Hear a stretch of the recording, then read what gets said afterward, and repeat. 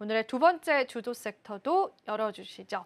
제약바이오 쪽 보겠습니다. 여기도 할 말이 너무 많을 것 같습니다. 지금 또 트럼프 대통령이 제약주들 이제 유심히 보고 있다. 굉장히 이제 불안감이 많은 이야기를 했는데 그럼에도 불구하고 폭락장에서도 상승하는 그런 종목군들은 제약주들이 좀 있었습니다. 몇몇 눈에 띄죠. 기술 수출 이슈도 있고요. 제약바이오주 지금 시점에서 어떻게 바라보면 좋을까요?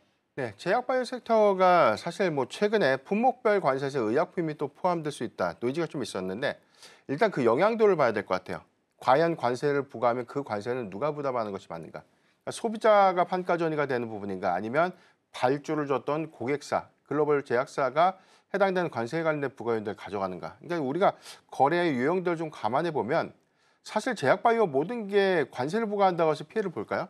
그러니까 지금 현재 약이 팔리는 그런 제약사들이 아니라 지금 임상 시험을 통해서 지금 신약을 개발하고 있는 회사들의 경우에는 관세 리스크가 사실 뭐 영향이 저는 없다라고 보는 게 맞죠. 그렇죠. 이게 뭐 매길 수 있는 어떤 대상이 없기 때문에 기술 이전의 관세를 좀 매길 수 있는 그런 부분들 아니기 때문에 그렇죠. 사실 저는 뭐 이 신약을 연구하는 개발 기업들의 경우에는 즉 바이오 기업들의 경우에는 관세 리스크 즉 관세 프리존 관점에서 좀 해석을 해봐야 될 것 같고 지금 제약사의 관점에서는 이 미국 내 의약품 공급 규모라든가 아니면 위탁 생산 규모를 좀 확인을 해봐야 될 것 같은데 전체적으로 삼성바이오로직스가 좀 대표적인 종목인데 뭐 미국의 비중이 전체적인 어떤 미국의 공급사 비중은 한 25%, 많게는 30%가 좀 채 되지 않습니다. 그러니까 전량 비중이 유럽의 이 빅파마들의 공급이 되고 있다는 그런 차이가 좀 있겠고 유럽에서 공급하고 난 이 제품이 미국으로 좀 넘어갈 때 추가적인 어떤 관세가 좀 부과될 수 있는 부분이죠. 그렇기 때문에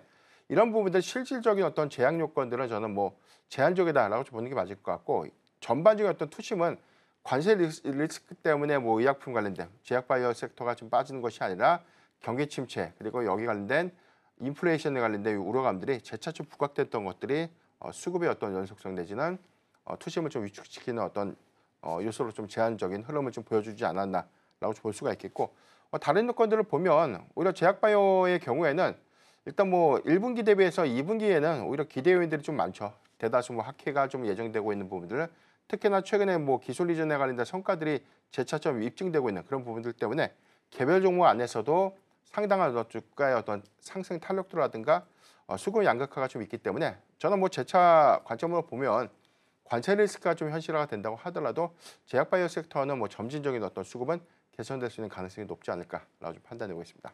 네. 오늘 시장에서도 일부 제약주들은 좋은 흐름들이 계속 이어져 오고 있습니다.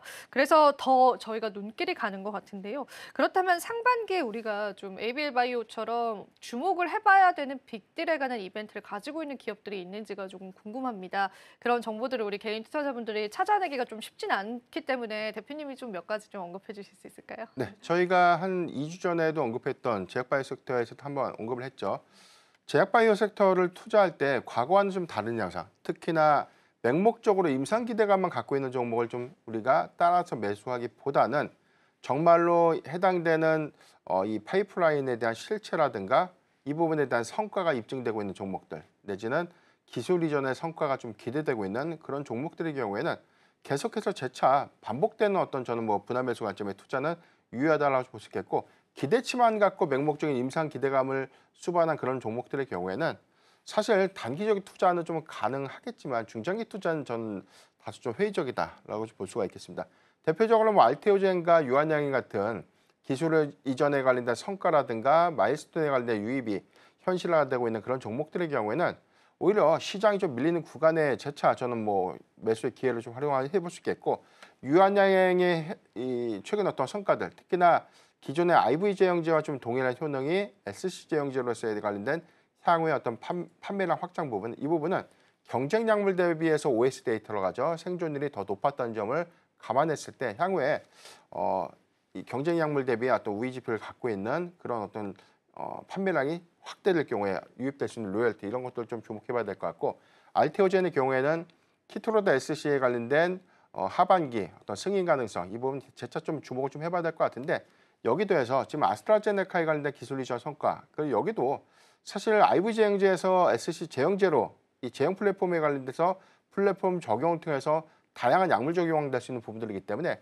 뭐 글로벌 빅파마 한 군데가 아니라 다수의 글로벌 빅파마들과 충분한 기술 이전의 성과는 앞으로 좀 체크해 볼 수 있는 요인이 좀 되지 않을까. 어제 발표됐던 ABL 바이오도 저는 굉장히 큰 성과라고 좀 봐요. 이게 뇌 장벽이라고 해서 뇌혈관 장벽이라고 해서 이게 뇌를 좀 보호하고 있는 보호막입니다. 여기를 침투하지 못했던 약물이었기 때문에 이걸 침투하는 기술을 바탕으로 해서 퇴행성 뇌질환을 좀 치료할 수 있는 어떤 길이 열렸다는 관점. 이 부분이 글로벌 빅파마까지 인정했기 때문에 4조 원대 기술 이전의 성과로 좀 이어졌던 점이고 이 부분은 4월 25일 AACR이죠. 미국 아마케에서 추가적인 어떤 데이터 그리고 여기 관련된 향후의 임상 성과라든가 기술 이전 기대감들은 재차 조금 더 유지될 수 있는 가능성을 주목해보자라고 말씀드리겠습니다. 몇몇 기업들의 언급을 해주셨는데 그 기업들에 관한 기술 이전 소식들과 또 로열티에 관한 이슈도 여러분들 분석을 해보시면서요. 전략들 잡아보시면 좋겠습니다. 우리가 또 시장 조정을 겪으면서 제약바이오 관련주들도 조정을 그만큼 겪었던 게 또 어떤 면에서는 좋은 가격에 우리가 매수할 수 있는 기회가 될 수도 있을 것 같습니다. 참고 같이 해보시면 좋겠고요.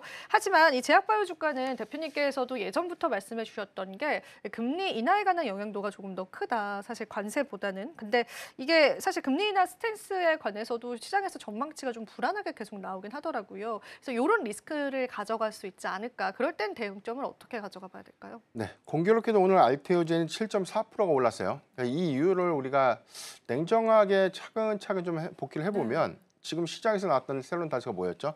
경기 침체가 나오니까 네, 금리를 내려야 된다. 내려야겠다. 금리를 네. 2번만 내리냐, 3번 내리고 4번 내려야 된다. 그러니까 지금 이게 그렇네요. 투자은행의 어떤 제안이 바뀌고 있다는 것이죠. 인플레이션에 관련된 공포감은 현실화가 좀 됐고 여기에 관련돼서 빠르게 경기 침체의 시그널이 명확해진 그런 부분들.